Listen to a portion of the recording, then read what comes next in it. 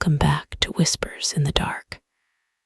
Get comfortable, lower the lights, and turn the volume up. Tonight, we are going to Crowmere Farm, where a little boy has not spoken for nearly a year, and where the dead have spent much longer trying to keep their own voices buried. Now, let's begin. There are houses that creak because the timber is old. There are houses that groan because the wind leans against them. Crowmere Farm did neither. Crowmere whispered. It whispered from inside the plaster when every room was empty. It whispered beneath the orchard when the roots twisted in wet earth. It whispered through keyholes in the voices of people who had died before anyone living could remember their names. And on the afternoon the Shaw family arrived, it whispered to 6-year-old Owen in the voice of his mother. "Come down here, darling." Owen stood at the mouth of the cellar stairs, with one hand wrapped around the wooden banister. Behind him, the removal van coughed gray smoke into the autumn air. His father shouted instructions to the men carrying boxes through the front door. His older sister Iris was arguing with someone on her phone, trying to find a signal that did not exist. His mother was outside beside the car, staring at the farmhouse she had inherited from an aunt she had met only twice. Yet her voice rose softly from the darkness beneath Owen's bare toes. "Come down. I found something for you." He leaned forward. The cellar smelled of wet stone, rotten apples, and something metallic. It was the smell that clung to a coin after it had been held too long in a sweating palm. 12 narrow steps disappeared into blackness. At the bottom, something pale moved across the floor. It looked like a hand. The fingers were too long and too thin. Their nails scraped the stone with a patient little sound. "Come down, Owen." His mother's voice was perfect, but the thing below made one mistake. It called him Owen. His mother always called him Little Bear. Owen stepped back. The pale hand stopped moving. For several seconds, nothing happened. Then the fingers bent sharply at every joint and scuttled into the dark like a spider. Owen slammed the cellar door. He did not scream. He had not screamed in 11 months. He had not laughed, cried aloud, whispered, or spoken a single word since the night his mother found him standing beside his bed in their old house, staring into an empty corner with blood running from both ears. Doctors had examined him. Specialists had shown him cards and toys. A therapist had asked him to draw whatever frightened him. Owen had drawn a tall black shape bending over a field of trees. It had no eyes and no mouth. Around it, he had drawn dozens of small people with their lips sewn shut. Everyone decided his silence was caused by trauma. Only Owen knew that silence was the reason he was still alive. Crowmere Farm stood at the edge of a low, drowned valley where mist rested over the fields even at midday. The house had been built from dark local stone. Its steep roof sagged in the middle, and its chimneys rose like crooked fingers into the colorless sky. Behind it spread 30 acres of pear trees planted in rigid lines. Their branches were almost bare, but the few fruits still hanging from them were swollen and black. The orchard had once supplied cider to half the county. Now, its processing barn leaned towards a stagnant pond, its windows blinded with grime. A little chapel stood beyond the final row of trees. It was so choked with ivy that only the sharp point of its roof remained visible. Celia Shaw had inherited everything from her great Aunt Beatrice, along with debts, unpaid taxes, and one brief letter. Keep the chapel locked. Do not cut down the oldest tree. If the boy is still silent, let him remain so. Celia had read the letter 3 times, and then hidden it from her husband. She told herself Beatrice had been confused at the end of her life. The old woman had lived alone at Crowmere for 53 years. She had filled every window ledge with bowls of salt and kept no mirrors in the house. According to the solicitor, Lionel Hask, she had died peacefully in bed. Moving to the farm seemed like a chance to begin again. Emmett had lost his building business after 2 clients refused to pay. Their city home was under threat of repossession. Iris had been suspended from school for breaking another girl's nose. Owen had stopped speaking. Celia and Emmett had begun measuring their conversations by how long they could endure before one of them blamed the other. Crowmere offered land, space, and work. They would restore the orchard, reopen the cider barn, and sell produce at local markets. That was the plan. Plans looked clean on paper. Crowmere was not clean. The first room they entered was the kitchen. Dead flies filled the sink in a crisp black mound. Dark stains ran from the taps, though the water was turned off. Someone had scratched circles into every cupboard door. When Emmett opened the largest cupboard, a dead rook fell out and struck him in the chest. He shouted and stumbled backwards. Iris laughed before she could stop herself. For a moment, even Celia smiled. Then the bird opened one milk-white eye. Its beak parted. In a voice like an old woman speaking through a throat full of water, it said, "Quiet now." Celia dropped the keys. Emmett stared at the bird. Iris's smile vanished. The rook collapsed again, its head striking the tiles. Nobody spoke for several seconds. Emmett finally picked it up by one stiff leg and carried it outside. "Gas in the pipes," he said when he returned, or some sound from the beak when it moved. Dead things do that sometimes. Dead things do not give instructions, Iris replied. It did not speak. We all heard it. We are tired. That became Emmett's answer to everything. They were tired when footsteps crossed the landing above them, although no one was upstairs. They were tired when 3 muddy fingerprints appeared on the inside of a locked window. They were tired when Owen pointed towards the orchard, and Celia glimpsed a woman standing between the trees with a cloth sack pulled over her head.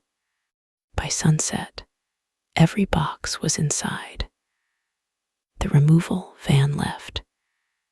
Its red lights dwindled along the narrow lane until the mist swallowed them. The family stood alone in Cromere's kitchen, listening to the engine fade. From somewhere beneath, the floor came 3 slow knocks, then 2, then 3 again. Owen seized Iris's sleeve and pressed one finger to his lips. That night, they slept in rooms warmed by portable heaters. The electricity flickered whenever the wind rose. Celia and Emmett took the largest bedroom. Iris chose the attic room because it was farthest from her parents. Owen's little bed was placed in the room beside theirs. At 11, Celia found him sitting upright beneath the blankets. He was staring at the ceiling. She followed his gaze and saw only cracked plaster. "What is it, little bear?" Owen lifted his sketchbook. On the page, he had drawn a boy crawling upside down across the ceiling. The boy's neck was bent backwards so that his face hung over his spine. Black lines poured from his open mouth. Celia sat beside Owen and pulled him against her. "There is nothing there," she said. "It is an old house. Old houses make strange sounds." Owen shook his head violently. The bed creaked above them. Celia froze. There was no room above Owen's, only the roof. Something dragged itself across the ceiling. The sound traveled from one corner to the other. Plastered dust fell onto the blanket. 4 shallow dents appeared over the bed, one after another, as if knees and hands were pressing down from the other side. Celia gathered Owen in her arms and ran. Behind them, the ceiling split with a wet crack. A child's face pushed halfway through the plaster. Its skin was gray and soft with decay. One eye was missing. Pear seeds had been packed into the empty socket. Its jaw sagged open, revealing a tongue divided neatly down the middle. The dead child watched them leave. Then it scuttled across the ceiling after them. Celia reached the hall and screamed for Emmett. He came from the bedroom, holding a heavy torch. Iris opened the attic door at the top of the next flight of stairs. The thing above Celia moved faster. Its limbs hammered against the plaster. Its split tongue fluttered between its teeth. Just before it reached the doorway, Owen twisted in his mother's arms and looked directly at it. He placed one finger across his lips. The dead boy stopped. Its remaining eye widened. Terror moved across its ruined face. It was not hunting Owen. It was afraid for him. The ceiling became still. When Emmett entered the room, there was no face and no crawling child. There was only a long crack in the plaster and a scatter of dust on the bed. Celia told him what she had seen. Iris confirmed the noise.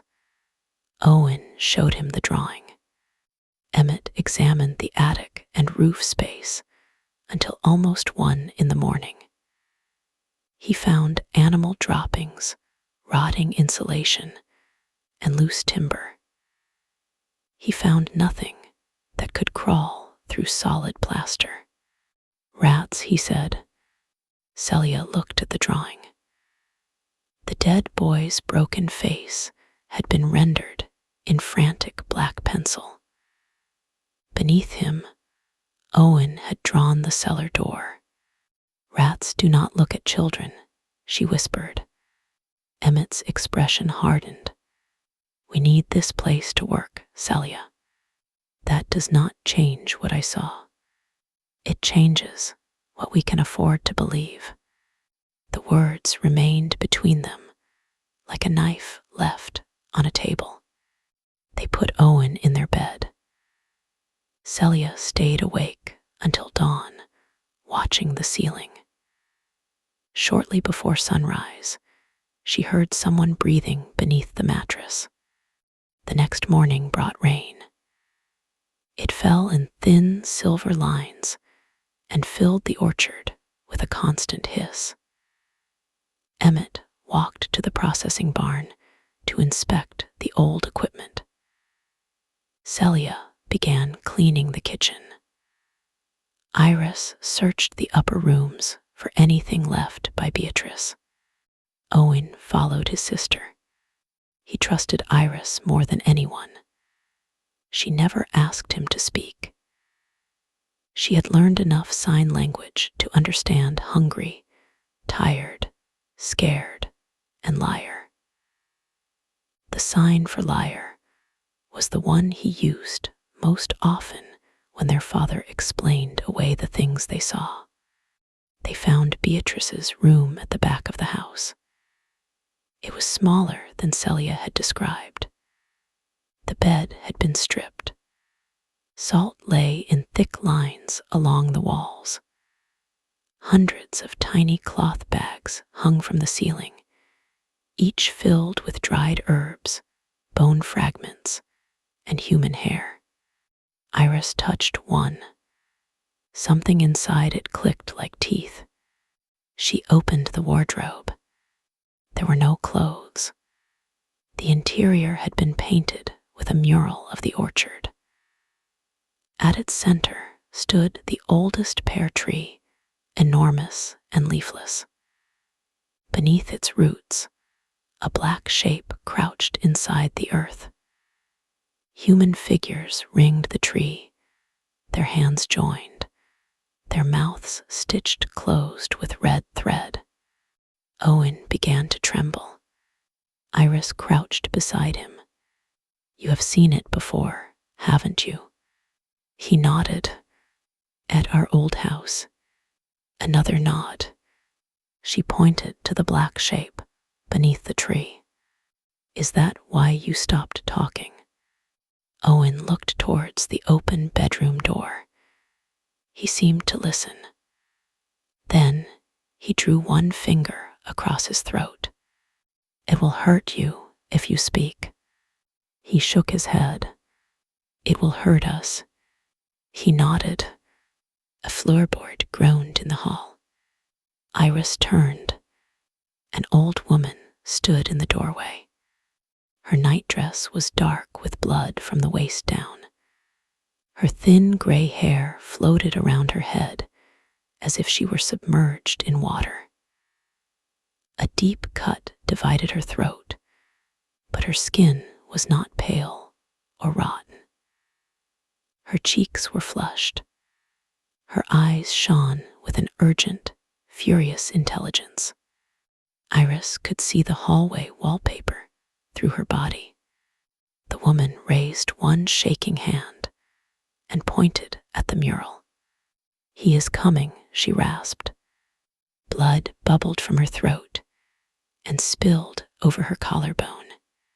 "Who is coming?" Iris asked. The woman turned her finger towards Owen. "To open him." Her jaw suddenly stretched wide. It kept opening until the hinges cracked and the skin split at both corners. A man's voice came from deep inside her mouth. "Say my name, little one." Owen squeezed his eyes shut. The old woman clamped both hands around her own jaw. Her fingers dug through her cheeks. She fought the voice inside her, tearing her mouth closed as blood ran between her knuckles. "Run," she choked. Iris grabbed Owen and fled. Behind them, the bedroom door slammed. The old woman began screaming. Her scream changed from a woman's voice to a man's, then to a child's, then to Celia's, then to Iris's own voice calling Owen's name. They reached the kitchen and found Celia standing at the sink. She was holding the dead rook. The bird lay on its back in her hands, but its breast had been opened. A human tooth rested where its heart should have been. Celia did not seem to know how the bird had returned. At the processing barn, Emmett forced open the swollen doors and stepped into a chamber that smelled of mold and old fermentation. Rusted vats lined one wall. A belt press filled the center of the floor. Its wooden slats were stained almost black. He worked for an hour, making notes and photographing machinery. The work calmed him. Motors could be repaired. Roofs could be replaced. Rot could be cut away. Ghosts belonged to fear. Debt was real. As he examined the press, he noticed a strip of faded fabric caught between two rollers. He pulled it free. It was a child's yellow ribbon. The machinery moved. The belt jerked forward beneath his hand. One roller turned with a scream of rust. Emmett jumped back. There was no power to the barn. The press began to operate. Its gears rotated slowly, crushing nests and dirt from between their teeth. The belt shuddered. Something heavy thumped inside the hopper. Emmett raised the torch. A woman's body rolled out of the darkness. She landed on the belt face down. Her white dress was soaked red. A wide iron hook protruded from the back of her skull. Before Emmett could move, the belt dragged her towards the rollers. Her fingers scraped against the wooden slats. Her nails tore away one by one. The first roller caught her left hand and flattened it with a moist crunch. Her wrist burst. Splinters of bone pushed through the skin. Emmett lunged for the emergency lever and pulled it. Nothing happened. The woman's arm disappeared between the rollers. Her shoulder folded. Ribs snapped under the pressure with sounds like branches breaking beneath boots. Thick blood poured down the machine and ran across the floor towards Emmett. The woman lifted her head. Her face was Celia's. "Help me," she shrieked. Emmett seized the edge of the belt and tried to pull her free. She caught his wrist. Her grip was brutally strong. The press swallowed half her chest. Her face split apart with a spray of blood, but her hand remained locked around him. She dragged him closer to the turning gears. "Help me, Emmett." He punched her fingers until the skin peeled from them. Beneath the flesh was not bone. There were black roots, writhing and wet. The roots wrapped around his wrist. The rollers weighted inches from his hand. Then every machine in the barn stopped. The woman vanished. Emmett fell backwards onto dry boards. There was no blood. The press was motionless. The yellow ribbon lay between the rollers, clean and bright. Around his wrist were 5 deep bruises. When he returned to the house, he did not mention the woman. He wrapped his wrist and said he had caught it on a nail. Owen stared at the bandage throughout lunch. Then he drew a picture of Emmett being pulled into a machine. That afternoon, Lionel Hask arrived. He drove a polished black car that seemed absurd on the muddy lane. He was a tall man in his early 60s, dressed in a charcoal suit and immaculate leather gloves. His face was narrow and handsome in a bloodless way. Silver hair lay perfectly against his scalp despite the rain. He carried a hamper, legal papers, and a small wooden horse for Owen. My condolences should have been delivered in person, he told Celia. Beatrice was an extraordinary woman. Difficult, of course, but extraordinary. He looked around the kitchen with the fondness of someone returning home. I spent many afternoons here as a boy. Celia invited him to sit. Emmett asked questions about land boundaries and selling part of the orchard. Hask answered smoothly, but his attention kept returning to Owen. Is he still not speaking? The question made Celia uneasy. Still, your aunt mentioned it. Beatrice knew about Owen. Hask smiled. She knew many things she had no ordinary way of knowing. Owen stood behind Iris. He would not touch the wooden horse. Hask leaned towards him. You have a fine voice, I expect. Owen's face drained of color. There are people who would very much like to hear it. Iris stepped between them. He does not want that. Hask's smile remained, but something in his eyes tightened. Silence can be a heavy burden for a small child. He removed one glove to sign a document. The little finger of his right hand was missing. In its place was a puckered circle of scar tissue, dark at the center. Owen stared. He grabbed a pencil and drew Hask's hand. Around the missing finger, he sketched the oldest pear tree.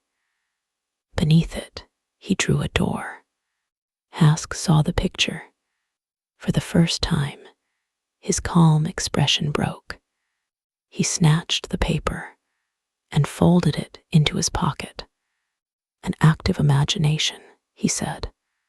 Then he put his glove back on. Before leaving, Hask stopped beside Celia in the hallway. Beatrice's letter contained confused instructions. I imagine. Celia felt a cold pressure in her chest. Why would you imagine that? The old often become frightened of harmless things. Locks, names, open windows. Do not let her final fears become your son's. He went out into the rain. From the upstairs landing, the ghost of the old woman watched him leave. Blood poured silently down the front of her dress. That evening, Iris showed Celia the mural in Beatrice's wardrobe. She told her about the old woman and the man's voice that had spoken through her. Celia listened without interruption. When Iris finished, she took Beatrice's letter from a pocket inside her suitcase and placed it on the bed. I should have shown you all this before we came, she said. Emmett read the 3 short warnings. His jaw tightened. This is why you have been looking over your shoulder since we arrived. She knew Owen was silent. I never told her. She could have heard it from someone else, who we had not spoken for 17 years. Emmett turned away. Rain tapped against the window. Iris watched him rub the bruises on his wrist. What happened in the barn? Nothing. Owen slapped both palms on the bed. He pointed to Emmett's bandage and then his drawing of the press. Emmett looked at the page. For several seconds, anger and fear struggled across his face. "I saw something," he admitted. "A woman. It was not real." "Did she have Mum's face?" His silence answered. Celia sat down slowly. They decided they would leave at first light. Pride yielded to the simple fact that something inside Crowmere knew their names, their faces, and the shape of their fear. They would stay at a hotel, contact the authorities, and put the farm up for sale. No one suggested leaving in the dark. The lane was narrow. The rain had flooded the lower fields, and the mist had thickened until the orchard disappeared beyond the kitchen glass. They gathered in the sitting room and kept every lamp burning. At 9, the telephone rang. It was an old cream instrument fixed to the hall wall. Celia had been told the line was disconnected. The bell rang again. Emmett lifted the receiver. At first, he heard only a faint crackle. Then a little girl began to cry. "Daddy," she whispered. Emmett gripped the receiver. "Who is this?" "It hurts under the tree." The voice was not Iris's. It was younger, perhaps 8 or 9. "Where are you?" The girl screamed. The sound burst from the receiver so loudly that everyone heard it. Beneath the scream came a series of chopping blows, a woman begging for mercy, and a man laughing. Then the line went dead. Emmett lowered the receiver. It rang in his hand. He dropped it. The cream plastic struck the wall and swung from its cord. From the earpiece came Emmett's own voice. "I am going to kill them all." The lights failed. The house sank into darkness. Something moved upstairs. Not one thing, many. Feet ran along the landing. Fingernails raked the walls. Doors opened and closed. A child giggled inside the chimney. In the kitchen, every cupboard began slamming in a frantic rhythm. Emmett switched on his torch. Its beam swept across the hall. Wet footprints covered the floor. They began at the cellar door and crossed the hall towards Owen. Each print was narrow and bare. More appeared as the family watched, pressed into the dust by invisible feet. Owen backed away. The prince stopped in front of him. A depression formed in his shirt, as if a finger had touched his chest. Owen looked up at someone no one else could see. His terror softened into sadness. He reached out. A little girl appeared before him. She wore a yellow dress stained with mud and blood. One side of her skull had been crushed flat. Strands of hair clung to exposed bone. Her left arm hung loose, attached to her shoulder by a strip of skin. She placed her remaining hand in Owen's. The house became silent. The girl pointed towards the cellar. Then her head snapped towards the kitchen. Something was coming. She pushed Owen behind her. A black shape flowed into the hall. It did not walk. It passed through the doorway like smoke pulled by a violent wind. Within it, faces formed and disappeared. Men, women, infants, and things that had never been human opened their mouths in soundless agony. Long arms unfolded from the darkness. Each hand ended in a circle of grasping fingers. The dead girl stood before Owen. The shadow struck her. Her small body flew across the hall and hit the wall. Her skull broke open. Gray matter and pear seeds sprayed across the wallpaper. She slid to the floor, leaving a red trail. Owen tried to run to her. Iris caught him. The shadow turned towards them. Every face inside it began whispering at once. Owen. The old woman appeared on the stairs. Behind her came the dead boy from the ceiling, a man with an iron hook buried in his skull, and 3 figures whose bodies were burned beyond recognition. They threw themselves at the shadow. The hall erupted. The dead fought without mercy. The hooked man tore open one of the shadow's faces. The old woman plunged both hands into its chest. The burned figures clung to its arms, while the broken boy bit through one of its wrists.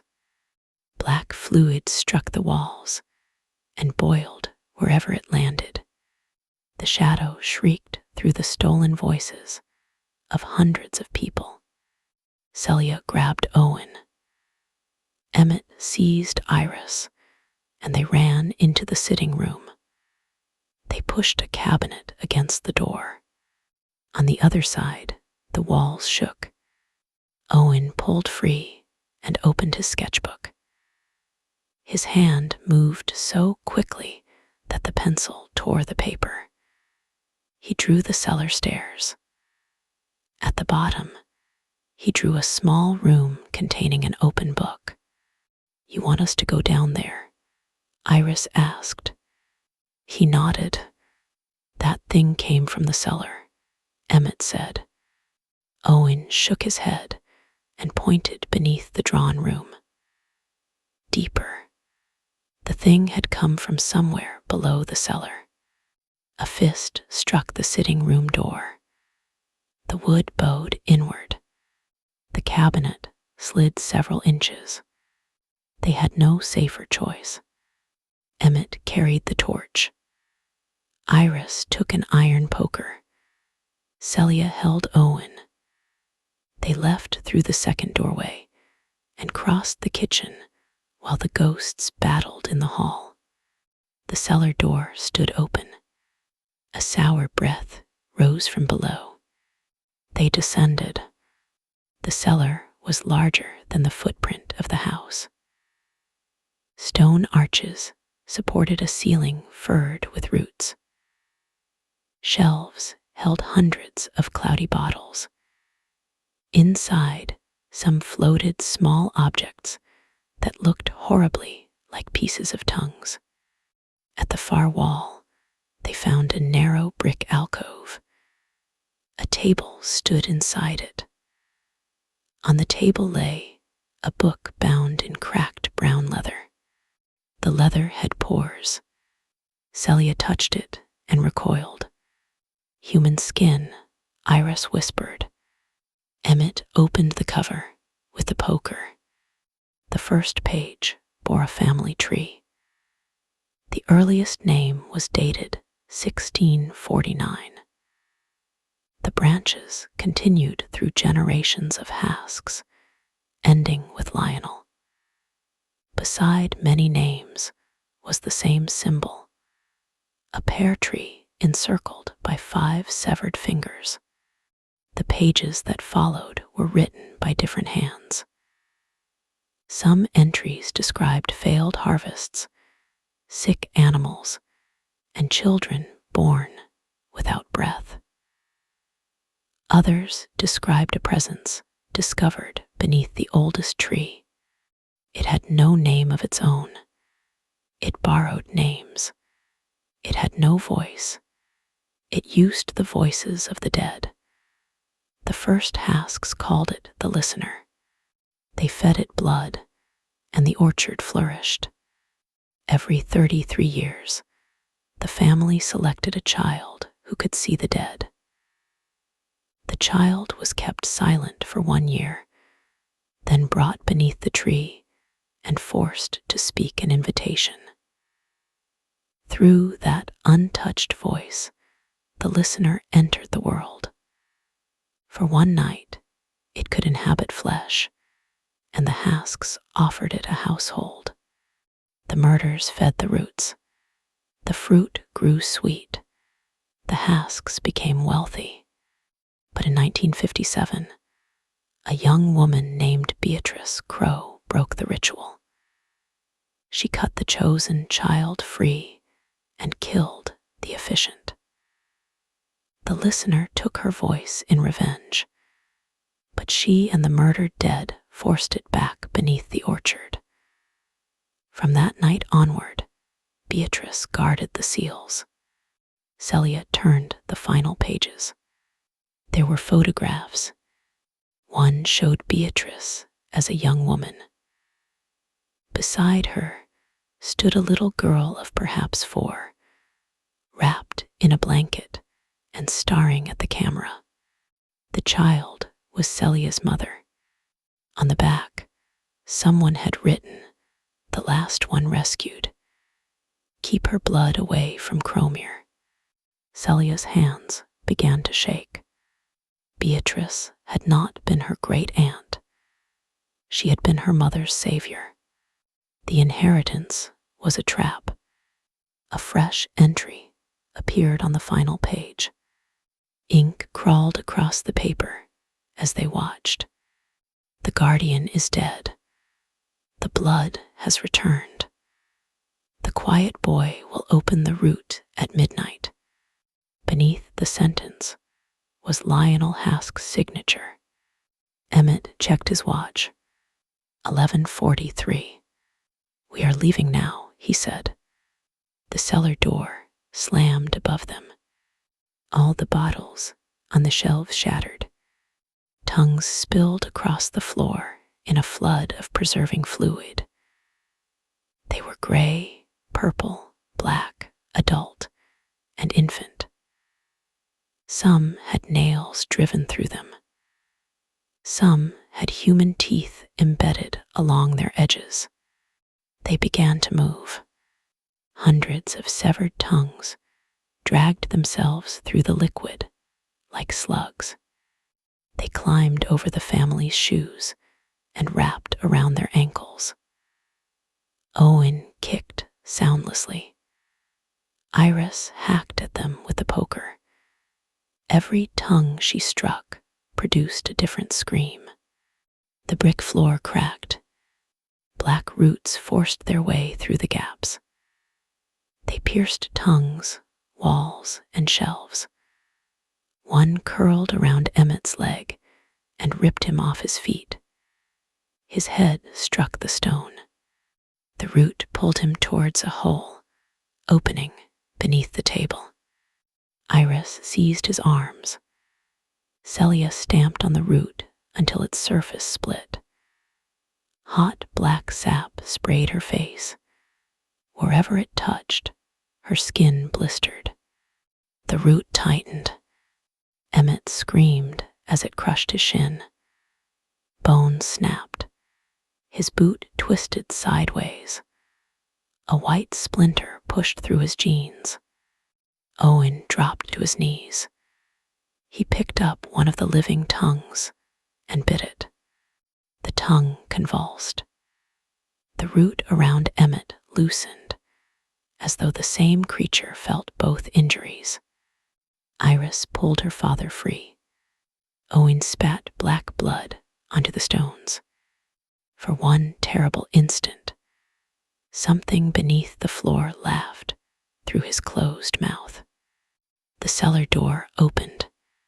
The old woman stood at the top of the stairs. Her throat was still divided, but Iris understood her now. "Beatrice." The ghost beckoned. They dragged Emmett upstairs. As Celia crossed the threshold, a root lashed around her waist. Beatrice caught her hands. The dead woman's wound opened wider as she strained. Vertebrae showed through the gash in her neck. Iris beat the root until it released her mother. Beatrice slammed the cellar door and traced a circle on it with her blood. From below came a blow strong enough to crack the frame. Beatrice pointed towards the front door. "Go," Iris said. "She wants us to go." They helped Emmett outside. The rain had stopped. The orchard stood beneath a moon the color of bone. Every pear tree was filled with dead people. They hung from the branches by their necks.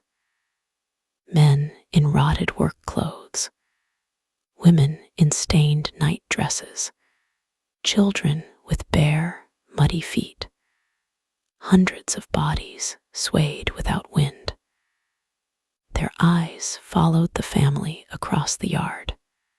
Emmett could not drive with his broken leg. Celia took the wheel. Iris and Owen climbed into the back with Emmett between them. The engine would not start. Celia tried again. The radio came on. Lionel Hask's voice filled the car. Leaving before the documents are complete would be unwise. The doors locked. The hanging bodies dropped from the trees. They landed on the wet ground in a series of heavy thuds. Then they rose and began walking towards the car. Celia turned the key again. The engine caught. She drove through the crowd. Bodies struck the bonnet and rolled beneath the wheels. A dead woman hit the windscreen face first.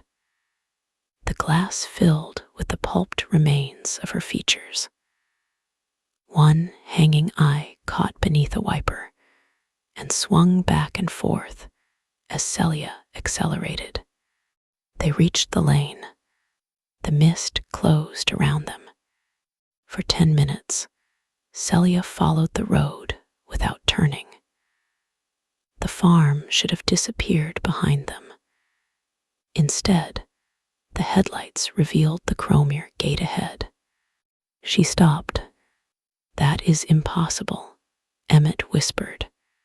She turned the car around and drove in the opposite direction. The lane twisted through hedges, descended into fog, and returned to the same gate. This time, Lionel Hask stood in the road. Celia pressed the accelerator. Hask did not move. The car struck him at nearly 40 miles an hour. His body folded over the bonnet and smashed into the windscreen. The impact tore the skin from one side of his face. Iris saw white bone and a lidless eye. Then he slid from the car. Celia kept driving. The gate appeared again. Hask stood exactly where he had been, his suit perfect, his face unmarked. He raised one gloved hand.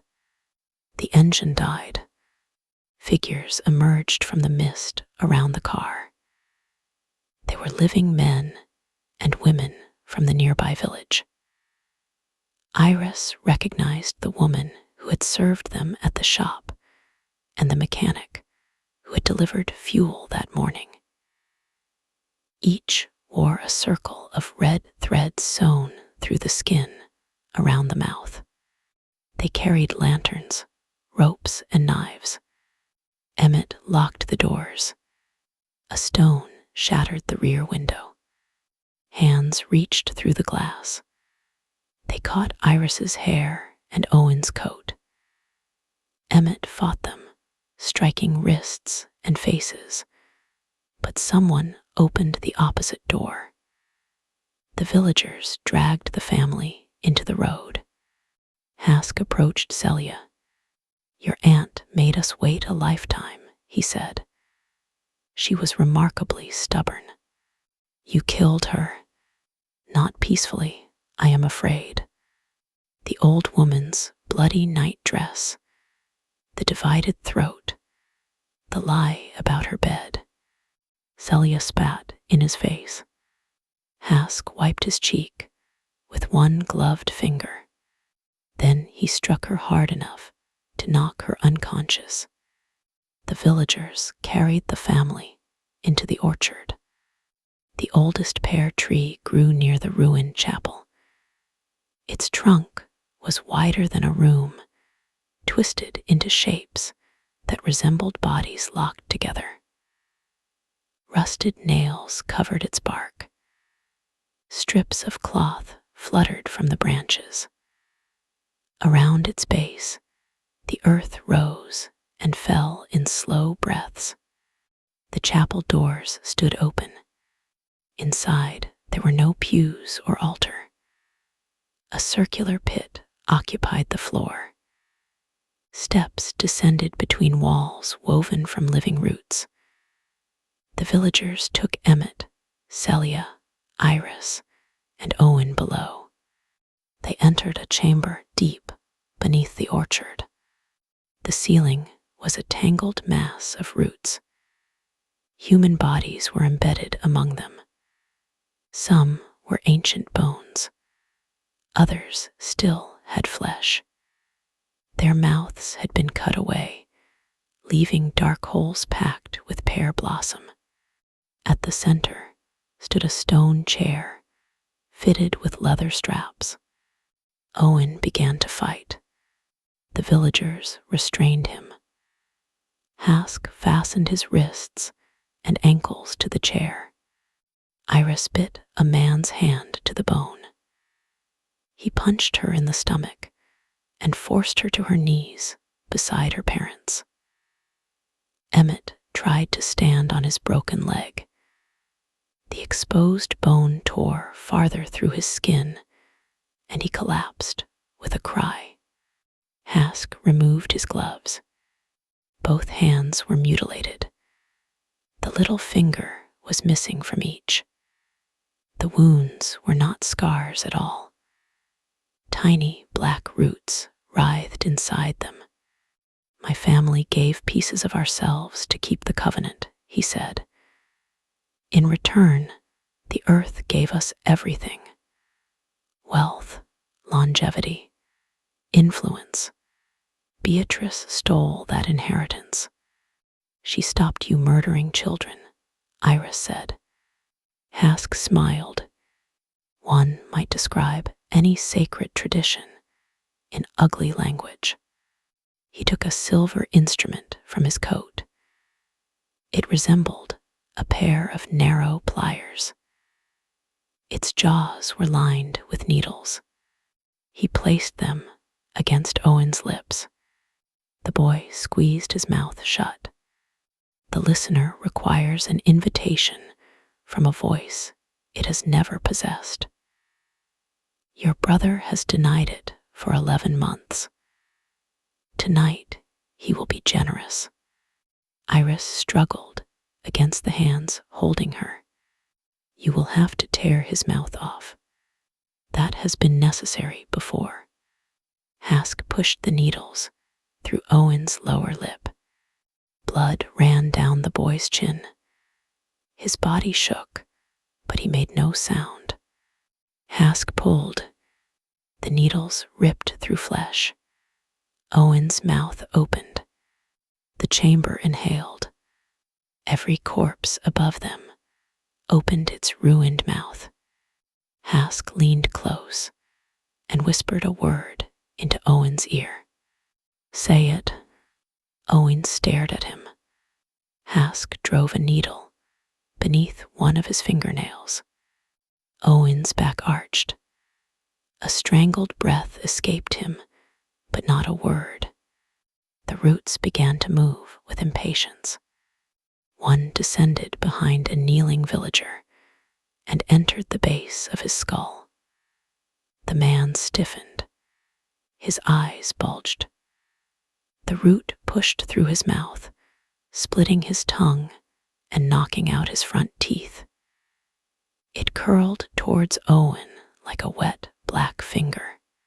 "Say it," Hask ordered. Owen looked at Iris. She saw something in his face that was not fear. It was understanding. He had been silent because the listener wanted his voice. But Beatrice had shown him something else. A voice freely given could invite.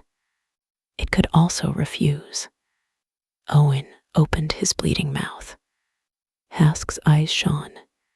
"You are not welcome," Owen said. His voice was small, hoarse, and perfectly clear. The earth screamed. The sound tore through stone, flesh, and memory. Villagers dropped with blood pouring from their ears. The roots convulsed. Bodies fell from the ceiling and burst upon the floor. The root inside the kneeling man's skull jerked backwards. It took his jaw, tongue, and most of his throat with it. He remained upright for a moment, staring down into the open red cavern beneath his nose, before collapsing. Hask seized Owen's face. "Take it back," he shouted. "Invite him." Owen spoke again. "Leave us." The dead arrived. Beatrice rose through the chamber floor. The murdered girl in the yellow dress stood beside her. The broken boy crawled down the wall. Dozens more emerged from the roots, each bearing the wound that had ended a life. They did not attack the Shaw family. They attacked the people who had fed them to the orchard. The burned dead embraced the villagers. Living skin blistered and peeled beneath their arms.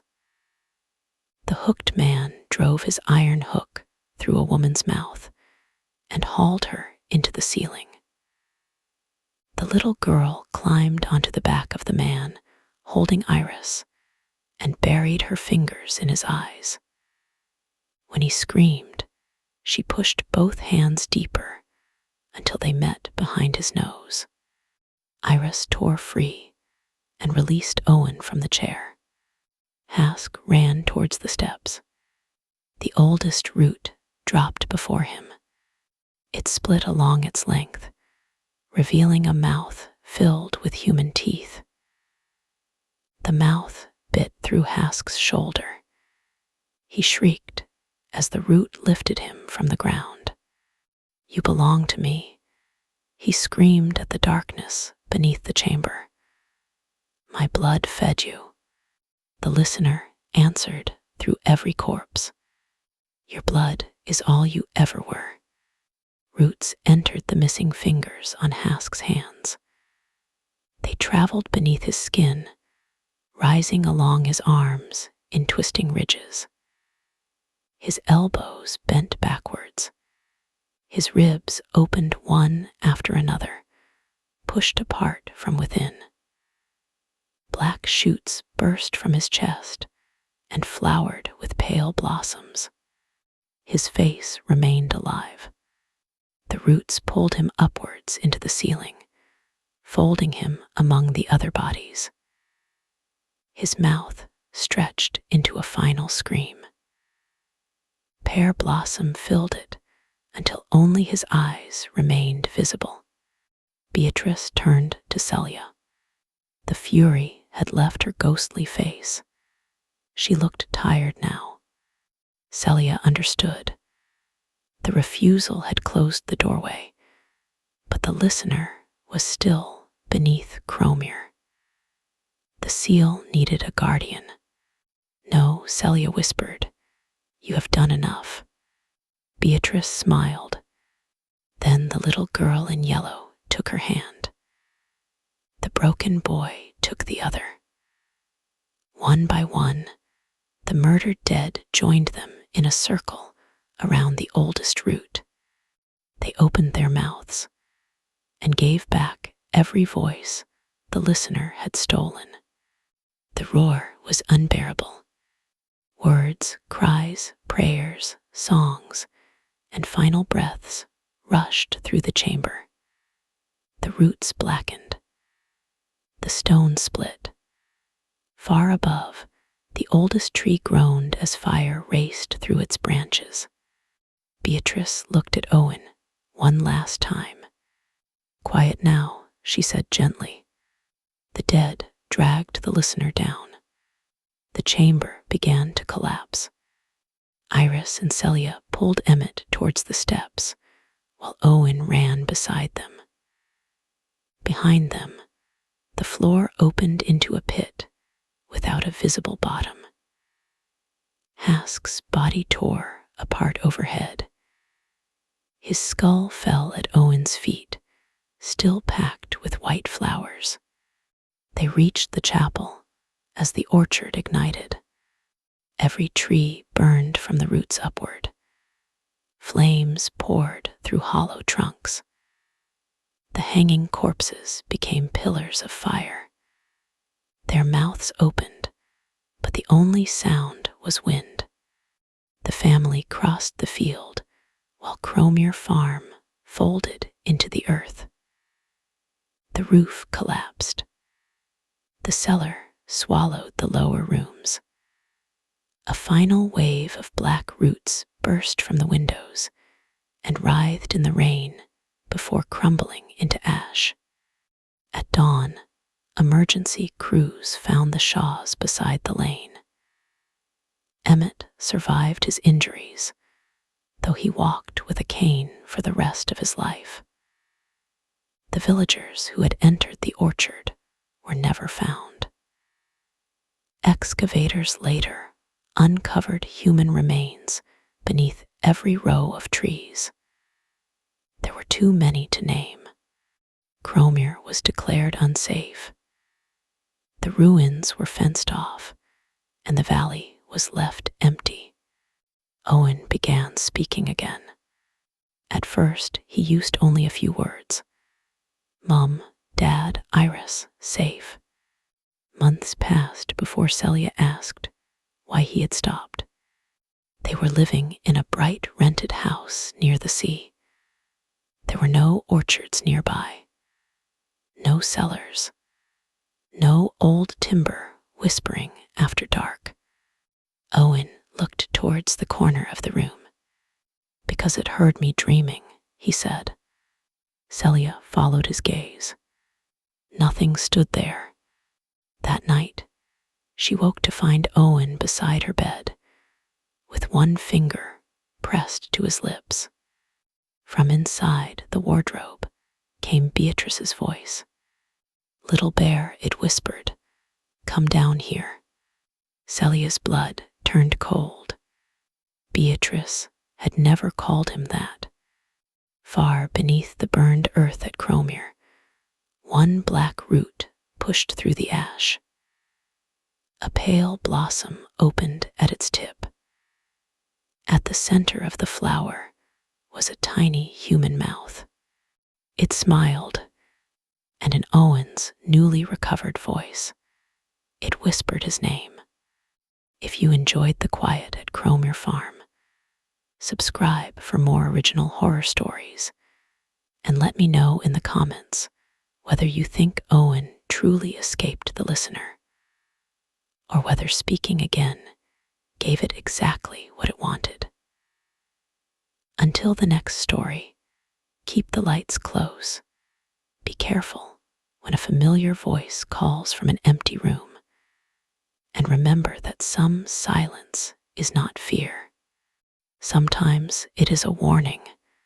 Good night. Whispers of a love so true, painting dreams of me and you. And I'll hold